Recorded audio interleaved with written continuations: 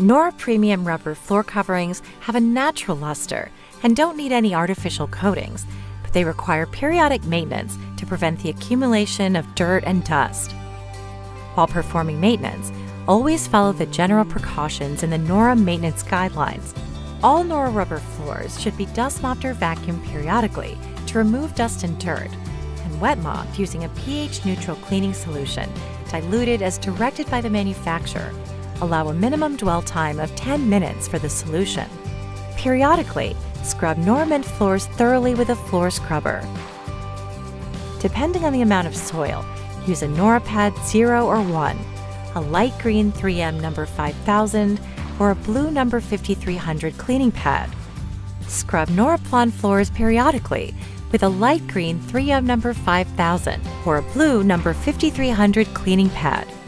Noraplan Lona, Lene, and Velua floors require different pads. Depending on the amount of soil, use a light green 3M number 5000 or a red number 5100 cleaning pad. You can use a Doodlebug pad holder with a red pad for wall-based cleaning, and in areas where floor scrubbing machines do not reach, for all the Nora Premium Rubber floors covered in this video.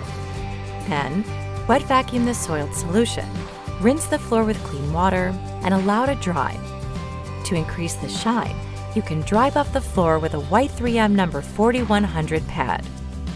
Waterless alcohol-based hand sanitizers and hand soaps in general won't cause permanent damage to Nora rubber floor coverings. However, alcohol leaves a dull soap residue as it dries, and hand soap can leave spots or dye stains.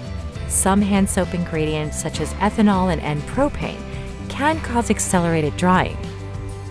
You can prevent this by adding a drip tray. Also, mop the area on a regular basis. When spots or stains occur, eliminate any permanent effects by scrubbing the affected areas with a floor scrubber and applying cleaner maintainer.